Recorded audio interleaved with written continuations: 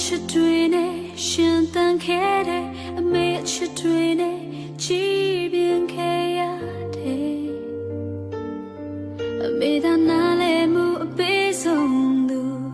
ဘဝရဲ့လောကဒန်တိုက်ပွဲကြမှာအပြုံးတွေနဲ့အမေအမြဲအနာယူပြ